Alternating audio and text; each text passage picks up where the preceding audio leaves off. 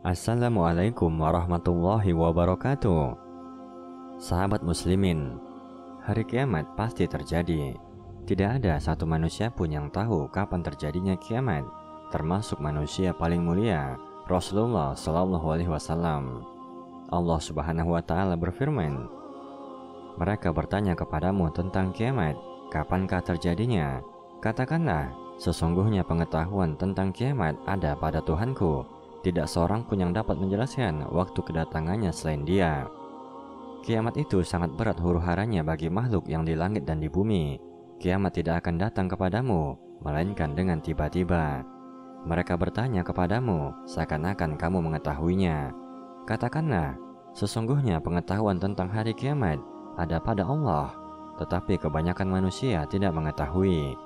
Al-Quran Surat Al-A'raf ayat 187. Pada hari kebangkitan, orang-orang yang selama hidupnya mendustakan Allah berada dalam ketakutan. Dalam surat Yasin, Allah Subhanahu wa Ta'ala berfirman yang artinya, dan ditiuplah sangkakala, maka tiba-tiba mereka keluar dengan segera dari kuburnya menuju kepada Tuhan mereka. Mereka berkata, aduhai celakalah kami, siapakah yang membangkitkan kami dari tempat tidur kami? Inilah yang dijanjikan Tuhan yang Maha Pemurah dan benarlah Rasul-Rasulnya. Quran Surat Yasin ayat 51 hingga 52. Pada hari kiamat seluruh umat manusia akan dibangkitkan untuk mempertanggungjawabkan segala perbuatan yang telah dilakukan selama hidupnya. Pada hari itu Nabi Muhammad SAW merupakan satu-satunya Rasul yang memohonkan syafaat kepada Allah Subhanahu wa Ta'ala untuk umatnya. Maka pada hari yang sangat menakutkan itu, berbondong-bondong umat manusia akan mendekat dan merapat kepada beliau. Namun ternyata tidak semua umat Nabi Muhammad SAW dapat mendekat kepada beliau. Dalam sebuah riwayat terdapat peristiwa di mana Rasulullah menjelaskan siapa saja golongan yang kelak pada hari kiamat menjadi orang-orang yang paling dekat dengan beliau. Golongan pertama, orang-orang yang memiliki akhlak mulia, yang akan menjadi golongan yang paling dekat dengan Nabi Shallallahu Alaihi Wasallam pada hari kiamat. Siapakah orang yang berakhlak mulia?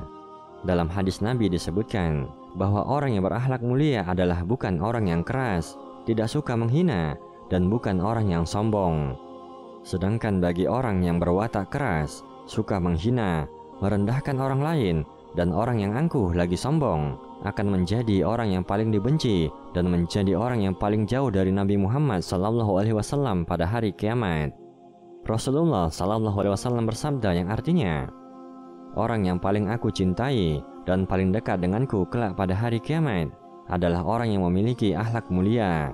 Sementara orang yang paling aku benci dan paling jauh denganku kelak di hari kiamat adalah mereka yang keras dan rakus, suka menghina dan sombong. Hadis riwayat Tirmizi. Golongan kedua, yaitu orang-orang yang selalu berselawat kepada Nabi Muhammad SAW. Salah satu keutamaan berselawat kepada beliau adalah menjadi orang yang paling dekat tempatnya dengan Nabi SAW pada hari kiamat.